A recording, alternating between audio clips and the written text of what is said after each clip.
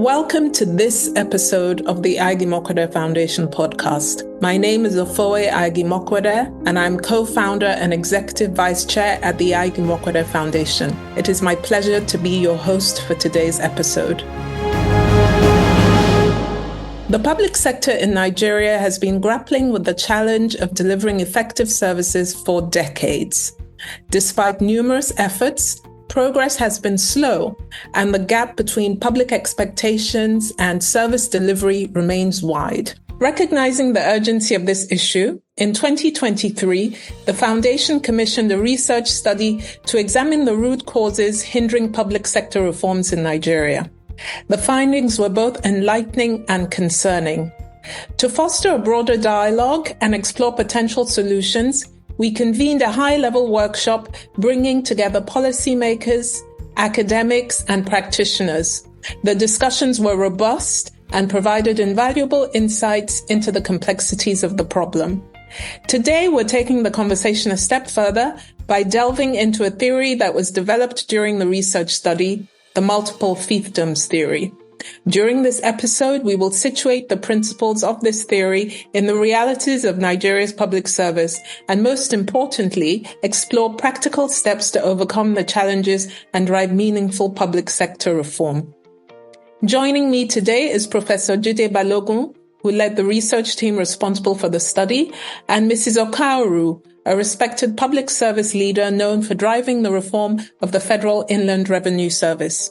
So stay tuned for an insightful discussion that sheds light on the complexities of public service reforms and the opportunities for creating a more effective and cohesive public service. Our guest today, Mrs Ifueko Omoigui-Okauru, MFR, FCA, FCIT, FCIN, is the managing partner and co-founder of Compliance Professionals PLC, where she leads a coalition of related organizations as part of the CPP group.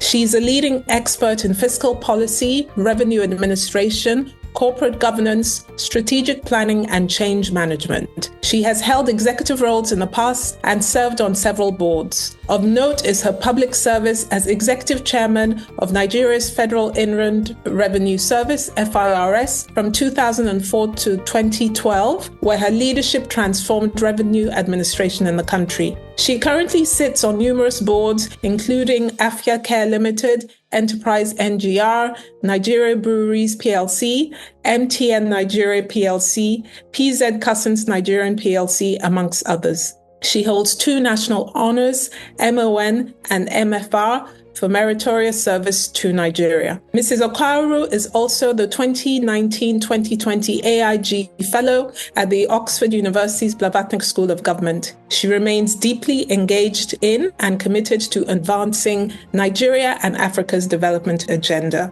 Our second guest, Professor Jide Balogun, is a distinguished public administration expert with extensive experience in governance and economic development. He served as senior advisor in the Department of Economic and Social Affairs at the United Nations headquarters in New York, and previously held the position of senior advisor in governance and public administration reform at the UN Economic Commission for Africa. Before joining the UN, he was the Director General and Chief Executive of the Administrative Staff College of Nigeria and has taught at leading universities, ultimately achieving the status of Professor of Public Administration. He holds a BA in Administration from Ahmadu Bello University, Zaria, and MA in Economics with distinction from the Victoria University of Manchester, and a PhD in Public Sector Management from the University of Leeds, UK. Professor Balogun was appointed a member of the Presidential Committee on the Review of Public Service Reform Process in Nigeria in March 2011 and as Special Advisor to the President of the United Nations General Assembly in September 2020. It is my great honor and pleasure to welcome both Mrs. Okauru and Professor Balogun to this podcast. Thank you. So, thank you. Professor Balogun, your team's research on the challenges facing public sector reform is groundbreaking, particularly the development of the multiple fiefdom theory. Please summarize the core principles of this theory for our audience.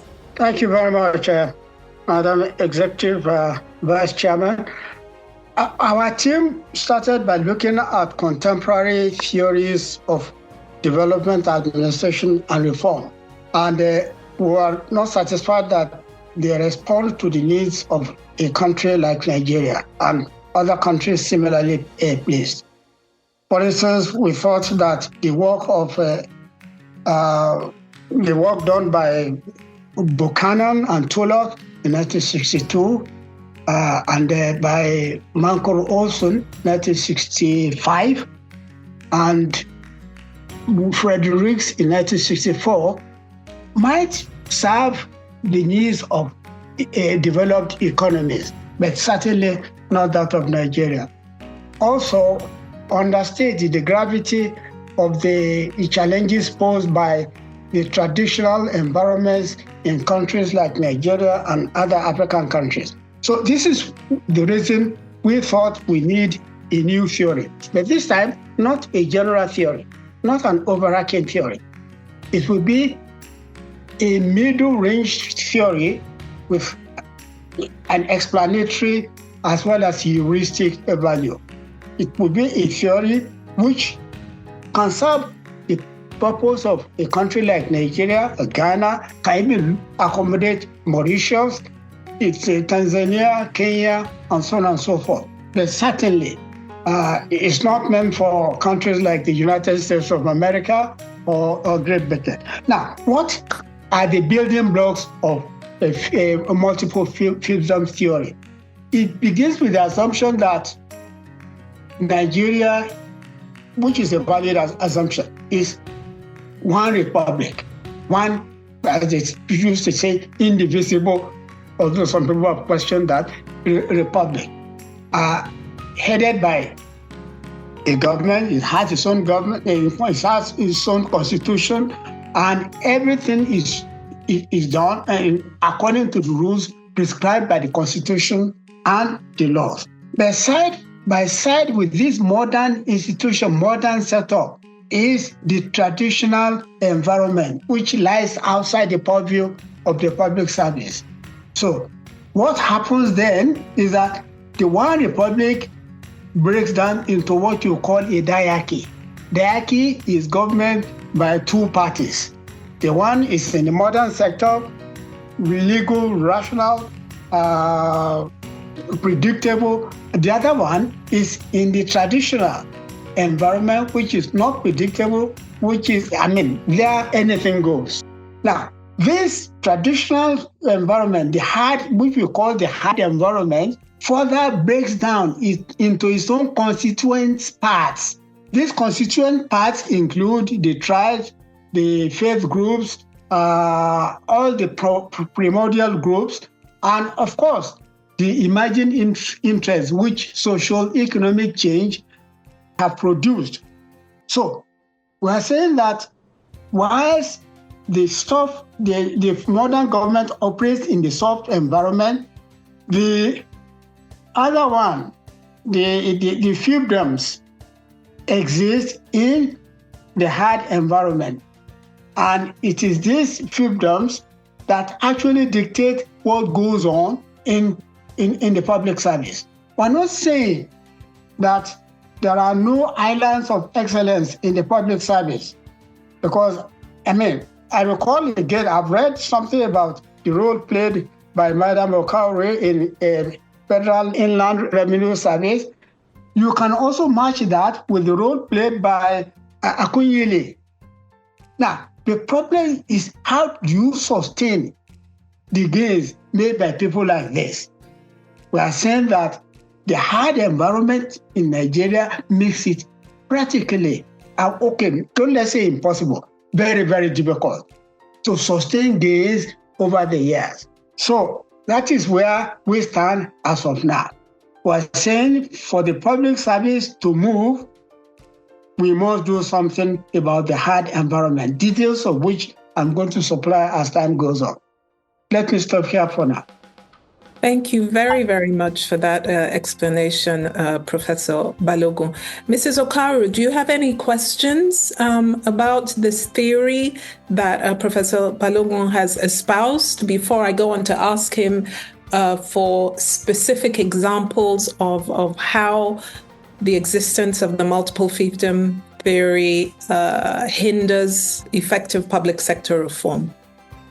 All right. First of all, thank you very much for this really awesome opportunity to discuss on a topic that is at the heart of how we need to, look at change, within the Nigerian environment. And also thank you to Professor Balogun for the research done and for this theory. I have a number of questions, but let me start with one. And I guess all the other questions I have will roll in after that. And that is, why do you call this multiple fiefdoms environment hard? And why do you call the other environment where you believe you're serving one master soft? The soft environment is soft in the sense that it can be changed based upon the will of those running the modern government. They can take a bill to National Assembly, change a law which they find that is not working. They can create a merge, abolish agencies as a place. So that makes that environment relatively soft. The other environment, on the other hand, is not that easy to control. It tries to control the soft environment, but it always resists being controlled by the soft environment. I mean, the traditional values are impervious to change. Very, very difficult to change. The same thing with religious belief or religious loyalty or allegiance. But if you are in the public service, there must be certain rules you cannot flout as you please. On the other hand, the hard environment does not accept it. It believes that any rule that stands in the way of the gratification of private interest will either be flouted or be simply ignored. So that's what makes the hard environment different from the soft environment. Thank you very much for that explanation, Professor Balogun. Mrs. Okauru, do you have a follow-up question, or is all well understood? No, I mean, it's understood why he calls it hard and soft, but I actually have a completely different opinion. But I agree. What I do agree is what he calls hard. I wouldn't call it hard, though, but what he calls hard is very tough to address. But because when you use the word soft, there's a tendency for soft to actually mean something to your heart. Okay, so in fact, what he has described as hard is actually soft. If we're using hard, soft, again, depending on the perspective with which you look at it. So he's using hard from the perspective of resistance to change. But if you look at hard from the perspective of solid structures, as opposed to soft, things of emotion, things of mind, then the distinction will not necessarily be soft and hard. So that's one. Two is that I think the situation we find ourselves in is actually very complex, and I'm putting it on a linear or, just a, two-dimension scale may understate the same challenges that Professor Balogun is talking about. And again, so my follow-up question to him was that in breaking this into two dimensions, was that in your research just to make it simple? Did you find that we're really dealing with very complex situations that are more than just what you've described? I mean, was this really just to simplify it? Or you really think that this is really a black and white, soft versus hard issue, as you define it? Thank you. Yeah, this is one problem with the theories and models. We try to capture reality using as few words as possible. So this is the limitation that I believe that the speaker is talking about. But so long as we understand that we are talking about change, we are talking about reform, and it is this resistance to reform which makes one hard and the other soft. Soft in the public service, for instance, as far as I can recall, has been designing and implementing reforms on a regular basis since 1972, 73, 74. It does not mean that the public service is so bereft of ideas of reform that it neglects to reform itself. The only thing is, each time it comes up with a design, what we call, let's give it that name, what we call the hard environment stands in its way. It nullifies it. And there will be examples which we will cite later on. Thank you, Professor Balogun. Let me just ask, so that we're clear, can you just describe some of the features of this hard environment and how they are obstacles to change?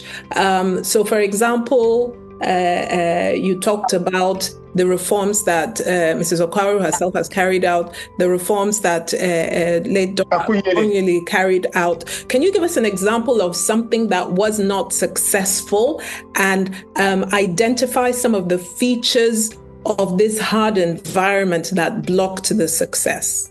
Let us start with aggregate description. In our report, we came up with a tool for measuring what we call the effectiveness of government. That's what we call index of governmental effectiveness.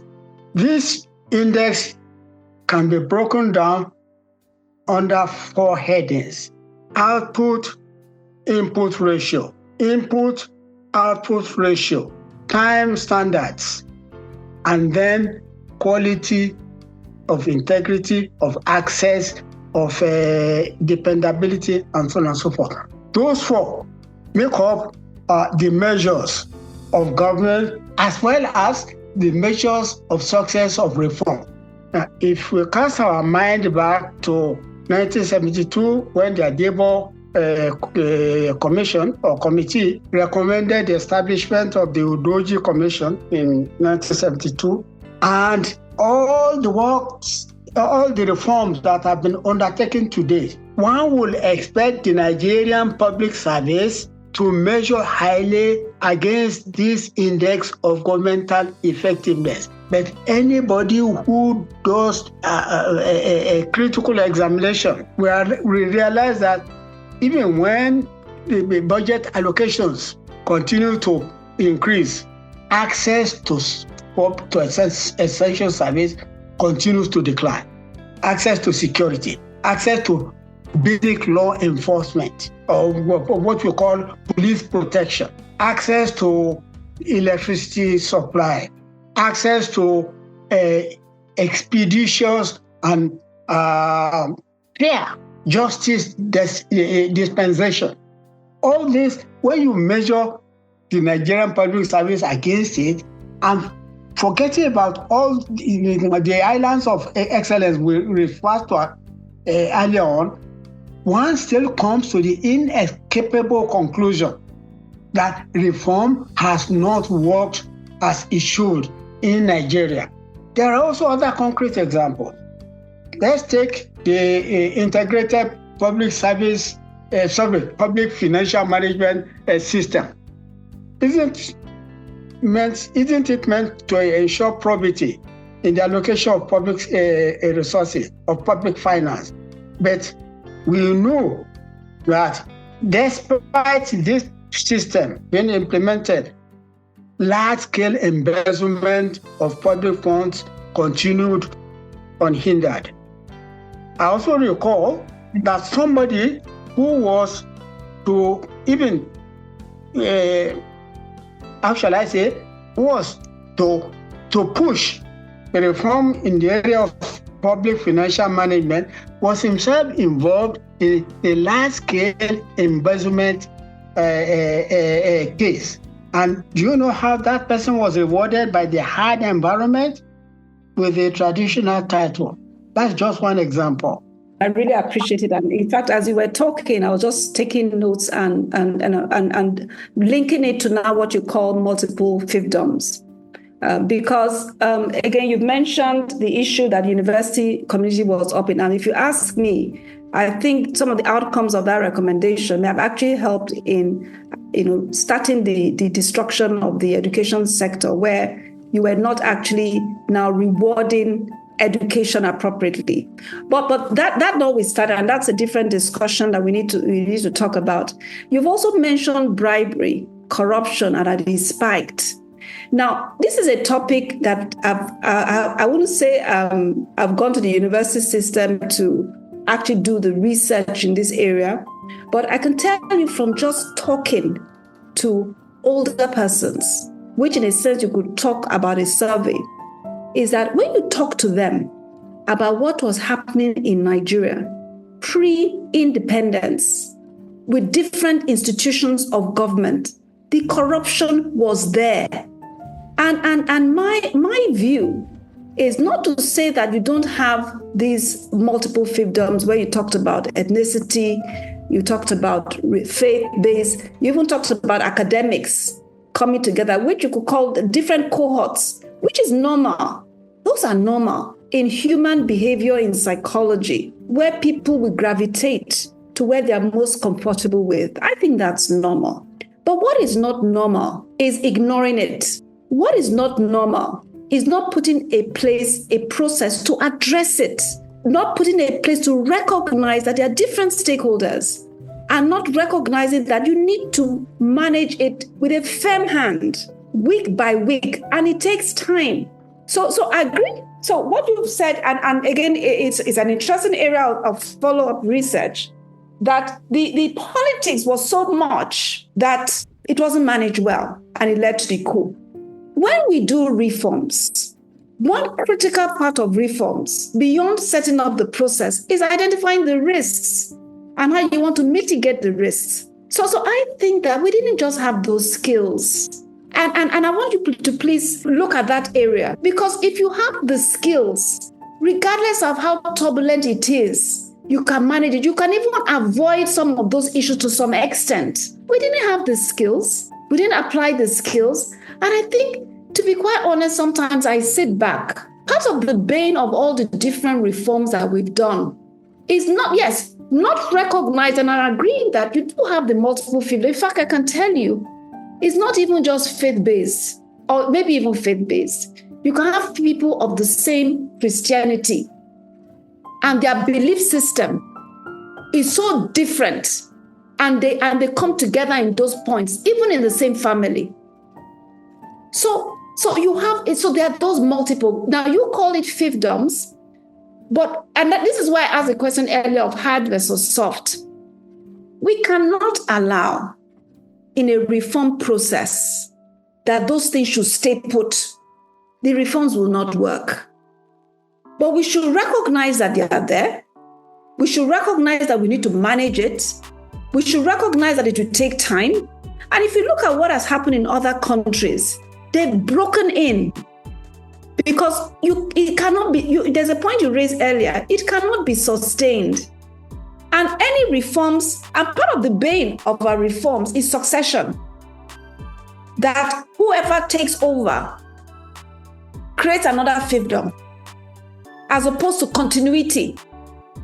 Because if that continuity and succession happened year after year, and then that now gives you the time to really cement what is expected. And you cement not in words, you cement not in reports, you cement in laws, you cement in your reward structure, you cement in the performance indicators, you cement in how you compensate, you cement in how you discipline in such a way that over time, behavior starts to change. So, Mrs. Okauru, you shared a lot of, in your previous comment, you listed out a lot of things that you feel are necessary to achieve successful reforms. Can you just situate that in the work that you did in FIRS, the steps that you took to ensure that what was put on paper was actually sustained? Maybe as I talk to the reforms at the FIRS, is to tell you that even now, as I speak, there are things that I didn't even know then that I'm just getting to know. Not in terms of the FIRS situation, but just in terms of what you call fiefdoms. And maybe the reason why, and I agree that you said we may be looking at it from different angles and you are not really hung up on the names and so on. So I really appreciate that. But I do love the fact that what you call fiefdoms, I will call it differently, but we don't have a common sense of belief. And that is what you're actually fighting against. And I'm not even talking about belief from a religious perspective. I'm talking about belief to country, belief to a purpose. Believe, and it's the role of the leader, regardless of whatever you find, to put that belief there. And that belief doesn't just happen. You have to earn it. Or you have to earn it as a leader that people will believe in you.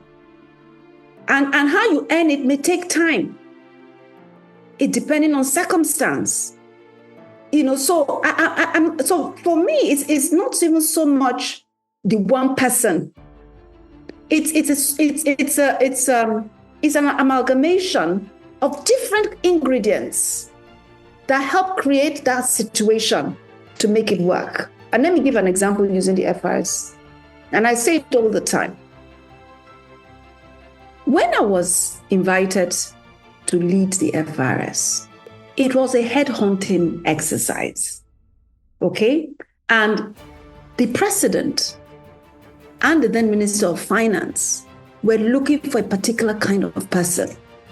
I wasn't even the first person to be approached. And by the way, there was a predecessor of mine who I always bring to the table that started reforms. And so when I talk about succession, I didn't start it. I took it over when my predecessor wanted to go back to doing other things. He could easily have done it himself. He had spent 3 years and was ready to move on. So they were looking for someone who will continue. That is important to note.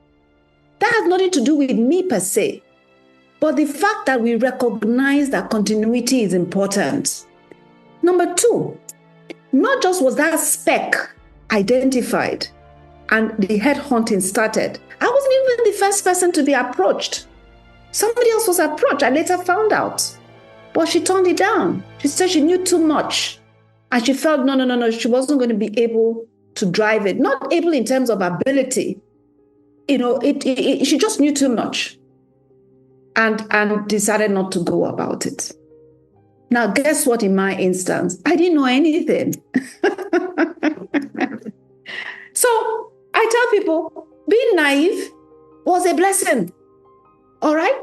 So I accepted that. Why did I accept? Is another ingredient. When you're recruiting people, what is the reason they're accepting the job? That's important. Not just skills. At that time in my life, I was looking for, and in fact, not just at that time, over the years, helping the country's development had always been an issue for me. So when this came up out of the blues, I was like, and there was some coincidence, but I'm going to those details. I was like, what a fantastic opportunity. And then the nature of the person that I was, me as a person, I like freedom. I don't like guardrails around me. I want to be held accountable. That's my kind of person. I was given a blank sheet of paper. Not that they knew that was my kind of person. So for me, it was almost like a perfect fit to me as a person blank sheet of paper. In fact, there had been some work done. I read it, brilliant work done by a study group on tax reform. I was ready to move. And then I was interviewed by Mr. President to tell me his vision. I aligned with it. Now, you put yourself in that kind of setting. You tell yourself, you hold yourself accountable. I cannot afford to let Mr. President down. I cannot afford to let all the other stakeholders, the Minister of Finance, down because they've given me this responsibility. I'm going through the lens to talk about it, to say that it's not just about what I did and how the reforms went. The psyche of the appointment, the fit of the appointment to other things happening at the same time, happened to fit. I remember when we talk about fiefdoms, here I was coming in. There were riots or petitions. Why were they appointing me? It took the SSG to convince the unions to give me an opportunity. So there was stakeholder support. The president was there supportive. The minister, it's a team. That environment that created that team to enable me work was important. If I was the only one driving reforms, do you know how the kind of challenges I would have gone through? Those are the things that help create the ground for now taking charge. Now, of course, I came also with certain skills. I came with certain beliefs. I came with a can-do spirit. I came with a support system that even when I'm struggling, I'm like, what am I? And I call. And the person says, go back and do your work. What are you talking about? Those things help. Now, back to the question. Once this context is put in place. Here I was, I'd been a partner. I'd set up my own company, consulting. So I was appointed not just because, so for me, I brought two skills that people didn't even really realize. They were looking for maybe a chartered accountant, a tax person, but I was a strategist. I was a change management person. So those skills are not immediately evident, but extremely useful. I'd done this for other organizations and I'd seen it work. So track record in that particular appointment, given that context, helped. Now, I started off with stakeholder engagement. And understand something, I started off alone. When I was appointed, I was asked, so who are my team members? I said, you've appointed me. Let me even see the environment we are in. Because when I talked earlier about you need to build trust, you need to build credibility. People need to believe that you are really there. And by the way, I was doing it, not because it's now I'm adding everything up. That helped. Because people were already used to you come with your own staff. What signal are you giving? You're giving a signal that the other people don't matter. I'm not discussing fiefdoms now. I'm discussing human beings. Human needs. Ultimately, we're all human. Maybe that's the book I should write, and that's the name. Ultimately, we're all human. And that is what reforms need to address. So we started brainstorming, and it also helped that they were ready for change. There was no funding. Funding was being diverted. You could talk to people extremely dissatisfied. You go to the offices, visit the offices. You know, I've been looking for the video that I showed the Federal Executive Council to show the state of the offices. Roofs were collapsing, rain on tax files. There's absolutely no comparison what you see today. So with all that, we decided we came up with a tax reform agenda. And because I was also a consultant, I didn't immediately hire consultants. I worked with my people in the office, identifying the good people. And what I mean by good, the skilled people, everybody, again, you have to have a mentality, everybody is good. But the skills that was necessary to build the team to drive. And that's not to say that you won't have obstacles. That's also you didn't have challenge. In fact, the other day, somebody was talking about how, some of those meetings, people will leave those meetings, they'll be abusing you, they'll be doing that. But I was numb to all that. I didn't even know it was all going on. That's a naivety. So naivety is a strength. But what did we do? Put together a reform agenda, got the Federal Executive Council to have a dedicated meeting on tax to approve it, engage stakeholders in that reform agenda, put a team in place to drive it, regularly track it every week, recognize the public as a stakeholder, constantly brief them on where we're going. And by the way, that briefing, I didn't start it. I just used the platform that I met. So it was really an issue of the ones that were there, that were good, you continued using it. And the ones that you were now introducing should blend and integrate with it. Because there's also a mentality when people come in, everything that somebody else has done is bad. We need to change that mentality. That's not a fiefdom issue. That's not a fiefdom issue. There are certain habits that we need to change. And we need to recognize that those habits are there. You can't move fast. Fact. In a reform agenda that would normally take time, if you take over and assume everything the other person has done is bad, you also have to have a belief that no matter the person, there's a good part. Even if somebody is a thief, you should even look at it. Wait a minute, how did he steal that thing? There's a skill there. Must be a very creative person. You're laughing. Yeah, I have to laugh. I think what we did, I'm using this to say, look, there are so many aspects that make a reform happen, but ultimately, there are certain things that are important.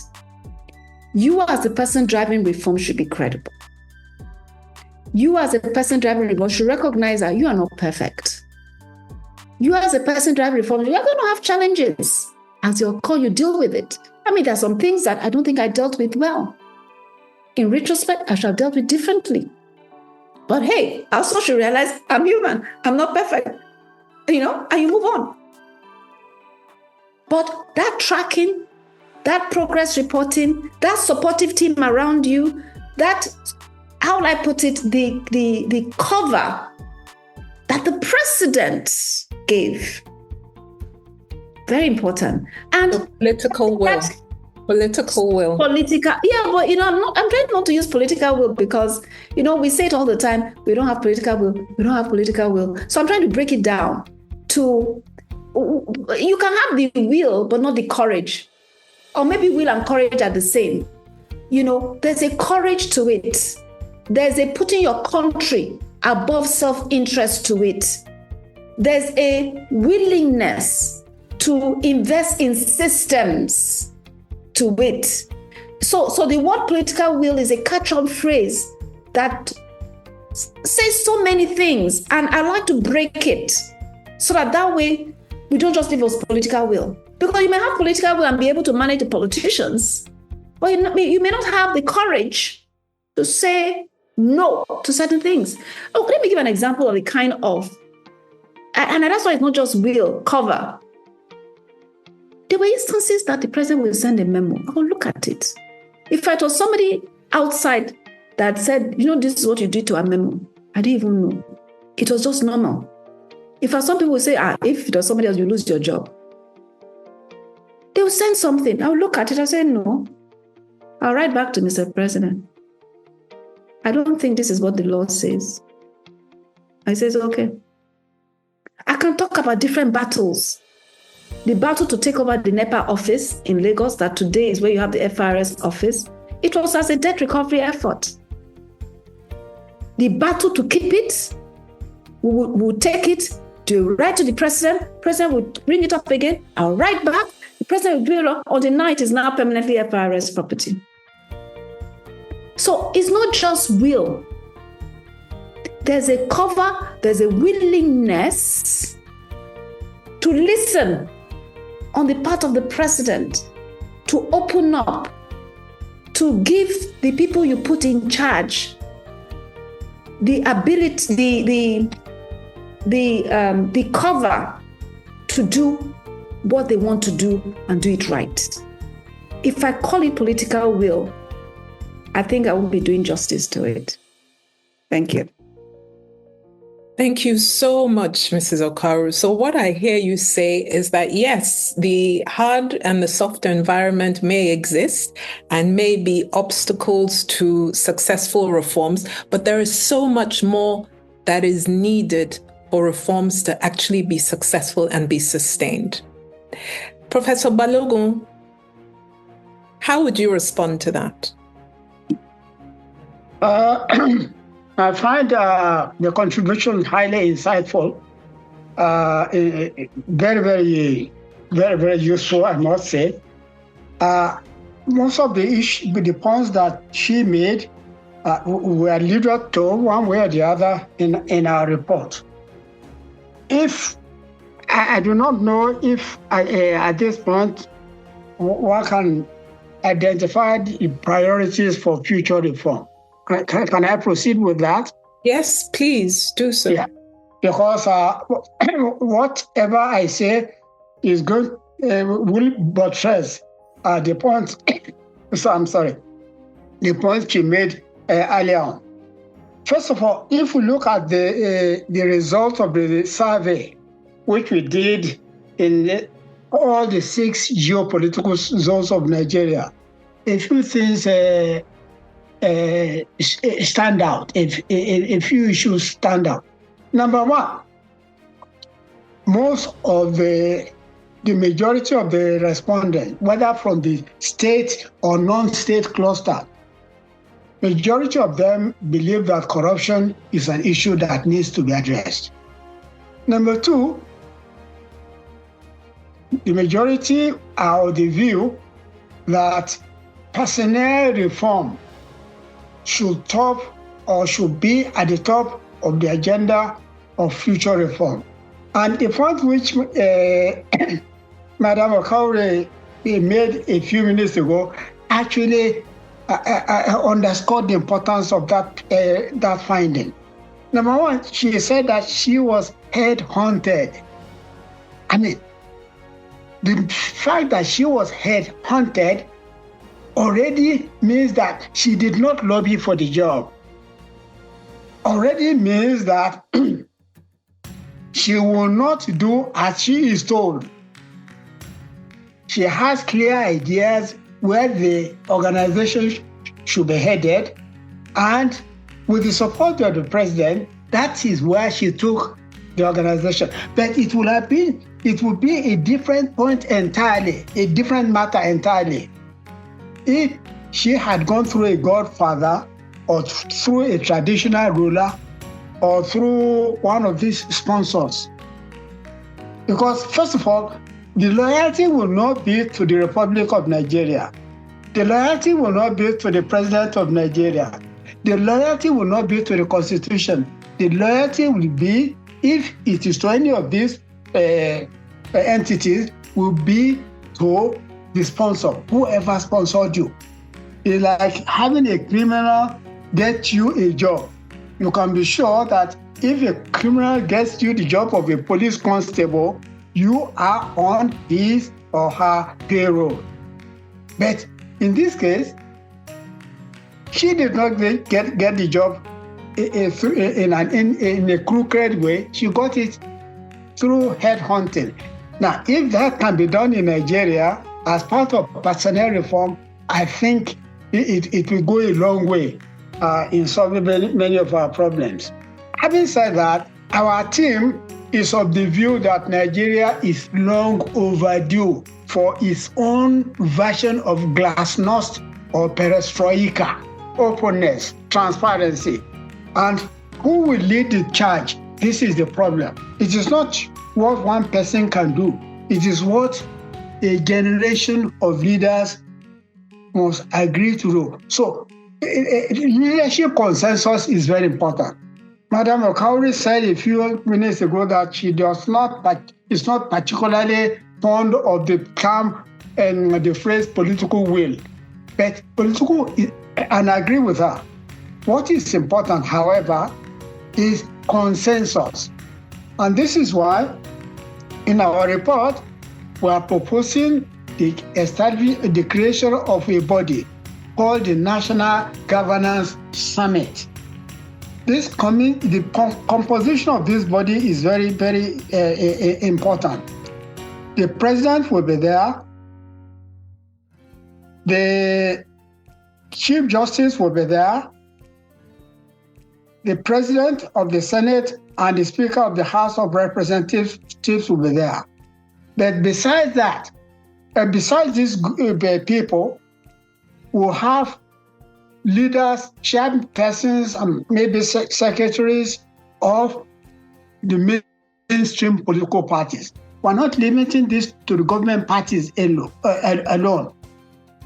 The political parties in the opposition should be part of the National Governance Summit to look at how things are, the governance and public administration reform. Why is it stalling? Why is it moving slowly? Why are things not working? Even the question of cost of governance, the rising cost of governance, will be on the agenda of the National Governance Forum. Our team does not think that will be enough.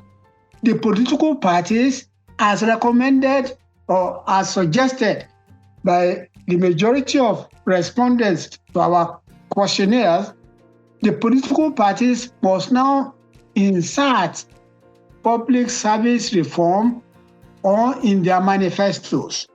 As of now, none of them pays any attention to reform because reform does not win votes. But in the long run, it may not win votes today, but in the long run, or as time goes on, only a performing administration can ever hope of being returned to power. So, leadership consensus through governance forum, through the insertion of reform in the manifestos of political parties, then there is need for a drastic overhaul of public service rules. Under the colonial administration, they had what we call general orders. They didn't call them civil service rules in those days. The general orders specifically forbade a civil servant to solicit the support of politicians or outsiders, either for appointment into the public service or for career advancement. Today, that is not. Career officials openly even participate in politics. They solicit, they seek favors from godfathers, from traditional rulers, from anybody who could help them advance in the public service. When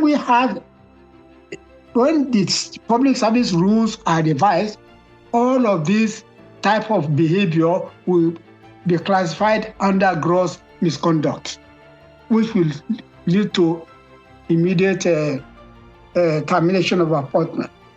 So, by and large, I agree with most of what Madam Okauru said, and in one way or the other, they tally with the recommendations that we submitted in our report. So let me stop here for now. There are other questions for me. I can take it from there. Mrs. Okauru, do you have a response to the points that Professor Balogun raised?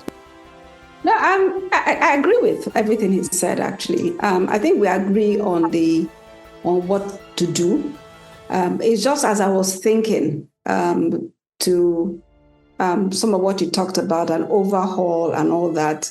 Again, I come back to the fact that we're in a very complex situation. And you know, they have been having a discussion around the youth. Because when we talk about a new generation of leaders, you have, and in fact, something that I think we need to do is just the same way we have categories of Gen Z, Gen X, using maybe perhaps the US environment to categorize the, people. We should have our own categorization. And you actually have, a group of people who do not know anything else than where we are today as a country in terms of, system not working, or petitions all the time. Some people don't even know that some people have gone to school and there was no strike. They don't understand that. So as we're discussing new generation of leaders, the real question is how? How? And maybe rather than move from one extreme to the other, is again to accept that again there's a good in all of us. Because we need to start now. Yeah. We need to start now and say, how can we identify the good in all of us?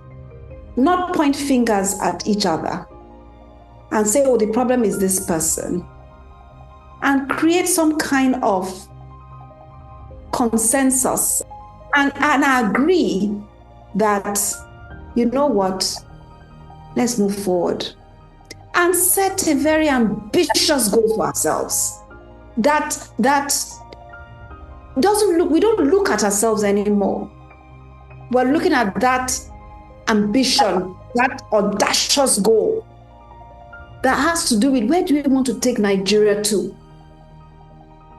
And how, and paint that picture that shows that, look, there's a benefit for everyone. There's a benefit for everyone. And address fears, address people feeling threatened, and kind of use that and build on that and move from one group to another, and take some certain drastic actions, I think. I think people have lost faith, for example, in the entire electoral system. Not now. So why are we even doing elections? Why are we spending so much money? We're ticking the boxes. Yeah, we're ticking the boxes. So let's get real. We need to begin to get real. And stop all these things that are for, we think it's for, we're just ticking the boxes and we really believe in them, when it's not taking us anywhere. But the truth, I understand what you're saying, and that would be the right direction to take. It would be the only direction to take, really. We need to build this common understanding of where we need to be as a country and the hard steps that we need to take, the hard decisions that we need to take to get there. But the problem is going to be that personal interests, first of all, are going to stand in the way. And people will not trust that everybody will put aside their personal interests and think about the future of the country. That's why the credibility of the leadership, I go back to that. Because it has to start somewhere. And there are certain signals. Leaders are not, you can become a credible leader. What you should be asking yourself, and I think the leadership, there should be a lot of introspection. What do you want? How do you, if you really want to build, are you really sure about growing Nigeria? And you'll be surprised that some people actually do want to build Nigeria, but they don't know how to. Or they think where they're going is actually there, because that's all they know. So again, I'm not pointing fingers. I'm just saying, because you want to overhaul, with whom? A lot of what we're doing has eaten deep into the system. I talk to some young people in universities. They don't care about what's going on. They don't even believe in government. Those that are here, they are drugging themselves. Is that the people that will overhaul the system? So we need to start now, because it's not going to happen overnight. But we need to recognize that we should do it together. It's tough. We should sow some say. And when I say together, it's not that taking the 200 million people and everybody together. It's that small group. And the backbiting, It's a tough thing I'm talking about, but it's almost like saying to yourself, can a family move forward without a leader that pulls the family together? Nah. Can you overhaul a family? How? So those are my comments. Let's be real. Let's, as leaders, wherever we find ourselves, because sometimes we think the leadership is just at the presidency. It's everywhere. The concepts we're discussing is everywhere. Let's play our own part and send those signals to show credibility and recognize. And that is that is the one that I would say the president needs to take responsibility for. Show us that path that binds all of us together, that shows that we are all in the same trouser, no matter our faith, no matter our political party, no matter our age, no matter what. This is where we are going, and we're going together. We may not even get there at the time we want, but you can begin to see the milestones. Somebody once told me, and I think it's in a book, can't remember where I got this from, but it's not an original thought, about the conductor of an orchestra, using that as a symbol of leadership. The excellent conductor can come from any place and see the people he or she has and make beautiful music. We need that conductor that will make beautiful music for our country. We need to build the skills in whoever is in position. Work to help. Let's look at it as a collective responsibility to say, you are in charge. Let's work to see that this has happened. If there's objection, you try another way. If there's a challenge, you try another way. Not while waiting for this idealistic leader that we keep looking for and doesn't exist. Thank you. Thank you so much. The conductor that was a beautiful analogy. And that brings us to the end of our very, very enlightening discussion where we talked about public sector reform, the existence of different fiefdoms, and all the different elements that are required for sustained reform. I would like to thank our guests, Professor Balogun and Mrs. Okauru, for a very, very interesting, enlightening conversation. Thank you very much. Thank you for joining us on this episode. While it is clear that the multiple fiefdoms theory offers a valuable lens through which we can better understand the complexities of public service reforms, there are many different elements that are required to implement and sustain successful reforms. Our conversation today has highlighted that we need to build a consensus as a nation of what kind of public service we want. We also need strong leadership and the right strategies to tackle and overcome the very real obstacles that can stand in the way. The insights shared by our guests, Professor Jide Balogun and Mrs. Okauru, underscore the importance of addressing all of these issues if we are to achieve meaningful and lasting reforms. Thank you again for joining us on this journey through the intricacies of public service reforms. We hope that this discussion has provided you with a deeper understanding of the challenges and opportunities that lie ahead. Stay tuned for future episodes as we continue to explore the critical issues shaping governance in Africa. My name again is Aig-Imoukhuede, and this has been the Aig-Imoukhuede Foundation podcast. Remember to subscribe, share, and follow us on all our social media platforms and leave your feedback. This has been an episode of the Aig-Imoukhuede Foundation podcast. Remember to subscribe, share, and leave us a review if you enjoyed this episode. Until next time, stay inspired and remember that together we can build a brighter Africa.